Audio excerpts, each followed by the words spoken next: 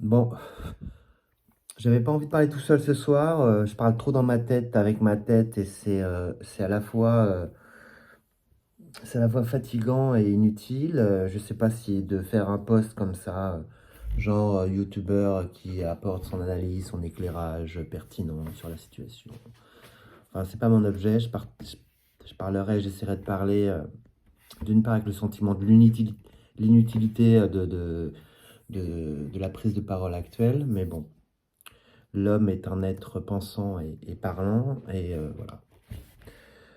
Euh, j'ai tellement de choses que je pourrais dire, simplement de mon point de vue, qui est très limité et très euh, partiel et encore une fois inutile, mais je voudrais insister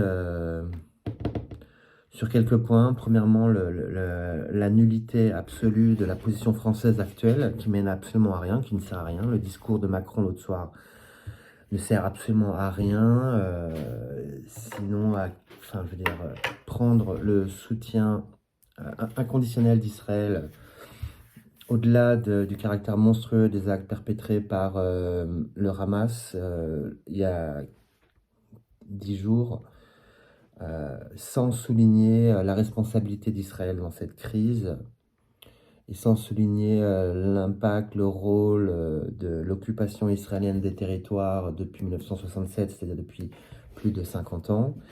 Donc prendre, si vous voulez, comme ça, en reniant des paramètres traditionnels et importants de la diplomatie française, qui est à la fois un soutien à une certaine politique arabe, on se rappelle des énervements de Chirac dans la vieille ville de Jérusalem, et les paramètres de cette diplomatie sont à la fois un soutien défectible à l'existence d'Israël, et c'est bien normal, mais il y a un équilibre à avoir, et actuellement la position française est inefficace, nulle,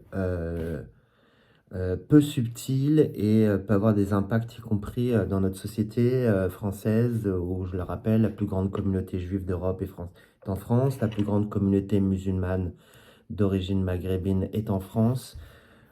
Prendre comme ça à chaud une réaction juste de dénonciation, ce qui est bien, hein, ce qu'a commis le Hamas est un crime contre l'humanité, mais sans souligner la responsabilité d'Israël. D'ailleurs, tous les Israéliens sont au courant que en fait, cette crise a été déclenchée par l'incompétence du gouvernement Netanyahou. Tout le monde sait en Israël que Netanyahou s'est entendu avec le Qatar pour continuer à financer le Hamas. Tous les Israéliens savent que les services de renseignement, que l'Égypte ou d'autres chancelleries ont prévenu Netanyahou d'une attaque imminente du Hamas. Tout le monde sait qu'en fait, le Hamas et Israël sont en communication indirecte et qu'ils s'échangent des informations.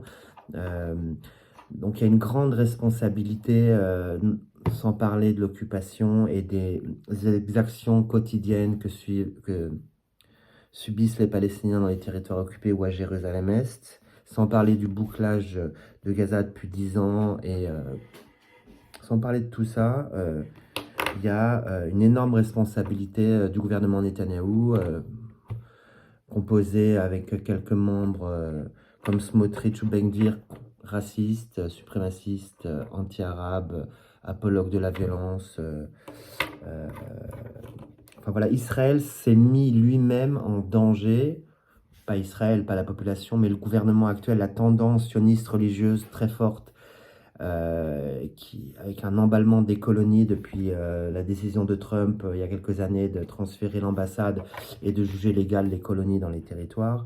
Il y a une énorme responsabilité israélienne dans la crise, et c'est les populations civiles qui, effectivement, du côté israélien ou du côté palestinien, qui en subissent les conséquences. Et donc soutenir de manière aveugle, ou comme une position de principe, c'est du terrorisme. Bien sûr que c'est du terrorisme, c'est pas le sujet. C'est vraiment pas le sujet, en fait, puisque le terrorisme et les crimes de guerre sont des deux côtés. Donc voilà, la position française doit... moi, j'en sais rien, moi, je dis juste ça comme ça, et peu importe qui écoute ou quel impact pourra avoir ces maigres paroles, aucune certainement, mais bon, faut que je le dise. Euh, la position française doit reprendre son rôle de médiation entre les deux peuples. Le soutien de Biden, là, encore une fois, inconditionnel à Israël quand on arrive ce matin, est impensable et indigeste pour, euh, pour la population palestinienne. Et même, je veux dire, c'est quoi cette accolade avec Netanyahou, sachant ce que je viens de dire il y a quelques instants, sur l'énorme responsabilité de Netanyahou dans ce qui se passe. Voilà, c'est un non-sens, c'est nul, ça sert à rien, c'est absolument inefficace, ça augmente l'emballement de la crise. On voit bien qu'il y a un emballement mimétique assez fort, diabolique, je l'ai dit tout à l'heure. René Girard, l'anthropologue, a très bien étudié ça sur les processus d'emballement mimétique, violence amène violence, jusqu'à une sorte d'énorme crise sacrificielle, censée résoudre la crise et tout le monde s'entend après. Enfin, voilà, il y a quelque chose de dangereux et que le clivage qu'on ressent à la fois côté israélien, mais aussi côté palestinien, est en train de s'élargir au niveau régional. Côté palestinien, le Hamas, déjà avec un groupement assez varié, avec des différents sous-groupes. Il y a le Hamas légaliste, purement, on va dire, islamiste, dans le sens imposer la charia et rénover en quelque sorte l'homme musulman qui aurait été aliéné par l'influence de l'Occident.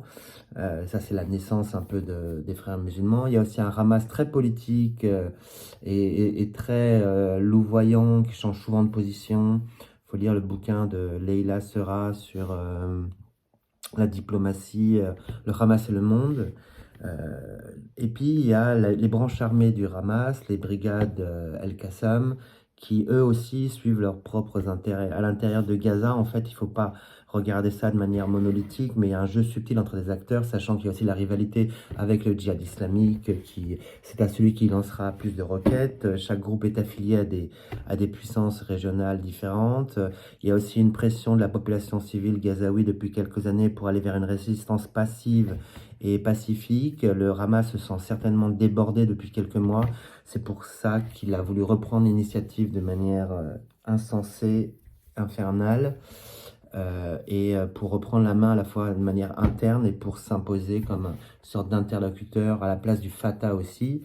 Hier, il y a eu des heurts à Ramallah où des manifestants ont voulu déloger le président de l'autorité palestinienne Mahmoud Abbas, certainement piloté par la Hamas, mais en fait, en Cisjordanie aussi, il y a une désillusion complète par rapport à l'autorité palestinienne et par le Fatah, qui sont considérés comme des traîtres par la population, parce qu'effectivement, les services de renseignement palestiniens et israéliens sont en bisbise pour tout ce qui est infiltration dans les territoires. Voilà, il n'y a plus aucune confiance des Palestiniens envers leur soi-disant représentation politique. Les clivages sont partout. Depuis le début de la crise, il y a quelque chose qui est assez hallucinant. Tout le monde est focus sur Gaza, mais plus personne, ou plutôt, il n'y a pas de couverture médiatique sur ce qu'il se passe dans les territoires et à Jérusalem-Est. Il y aurait une sorte de défoulement des colons en Cisjordanie qui sont dans la cœur joie avec des logiques de vengeance sur les Palestiniens. Tout ça étant plus ou moins, depuis d'ailleurs quelques mois ou quelques années, l'armée Etsal ne fait rien. On ne peut absolument plus rien dire. À Jérusalem-Est, les quartiers arabes sont bouclés, les villes palestiniennes sont bouclées, Bethléem est bouclé. Les gens qui ont de la famille à Bethléem et qui habitent à Jérusalem ne peuvent pas aller visiter leur famille. Les travailleurs de Bethléem qui doivent aller à Jérusalem ne peuvent plus travailler. Tout est bouclé. Et c'est comme une sorte de confinement géopolitique très fort. Et j'ai eu des amis encore cet après-midi. C'est insensé ce qui est en train de se passer, mais personne ne peut en parler puisque tout le monde est focus sur Gaza et sur l'éventuelle invasion terrestre qui sera un fiasco. Les invasions terrestres de l'Irak par les États-Unis, comme l'Afghanistan par les Russes, tout ça, c'est soldé par un énorme échec.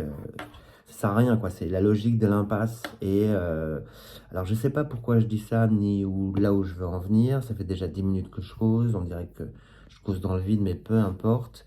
Mais il y a quand même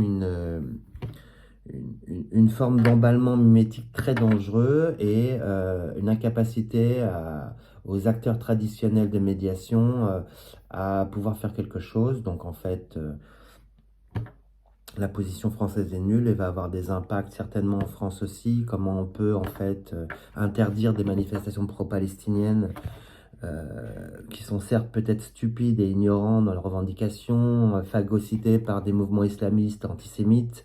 C'est sûr qu'en 2014, la manifestation pro-palestinienne est devenue ensuite une chasse à l'homme des, des juifs dans le Marais. Enfin, c'était n'importe quoi, donc je comprends la police, mais en même temps, euh, comment expliquer à des élèves qu'en fait, devant les massacres qu'ils voient par TikTok ou je ne sais où, Instagram, il y ait pas de réponse française nette par rapport à ça, ou contre l'occupation, en fait, c'est n'importe quoi. Enfin,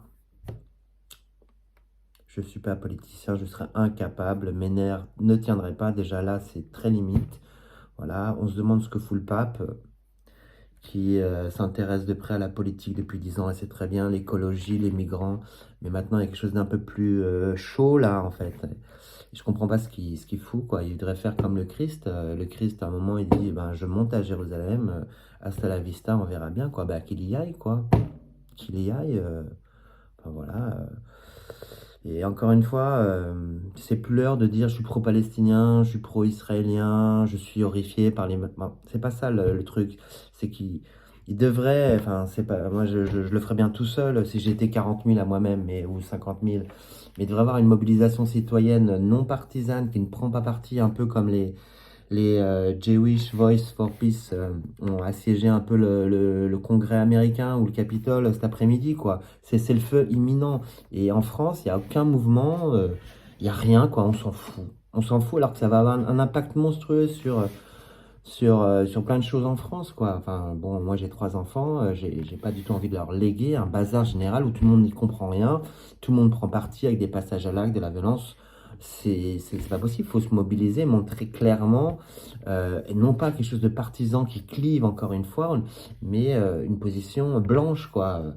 La paix maintenant, on se balade tous à Paris à 150 000, 200 000, enfin je rêve, je sais, mais moi je suis un rêveur avec des drapeaux blancs, la paix maintenant, je veux dire, ça a un impact, quoi, ça a de la gueule, Paris, la plus belle ville du monde, si les gens se réveillent et vont dans la rue, ça peut être un peu incendiaire en termes de... Et puis ça peut marquer les acteurs et les populations locales qui se sentent, enfin les Palestiniens complètement abandonnés. Je vous rappelle que la Palestine, c'est pas l'islam, quoi. C'est un ensemble de communautés créées progressivement sous l'Empire ottoman et même avant, avec des chrétiens, des musulmans modérés, des musulmans laïcs, des musulmans islamistes, des chrétiens modérés, des chrétiens non violents. Il y a quand même, je veux dire, c'est mixte, quoi. C'est pas le Hamas, quoi, la Palestine. Faut arrêter de dire des conneries, en fait. Faut distinguer, faut être subtil, quoi. Alors, je sais pas. Ben, en fait, au lieu de prendre des positions, je suis horrifié, je soutiens machin, je soutiens truc, tout est horrible, là, de toute façon. Moi, je sais pas, bougeons-nous pour quelque chose de plus fort. Et puis, je sais pas, quelque chose de français, quoi. Bah, la fraternité française, qu'on la voit, merde. Enfin, c'est hallucinant comme on est... Bon, et je me mets dedans, quoi. Ce que je dis est complètement inutile, ne servira sans doute à rien.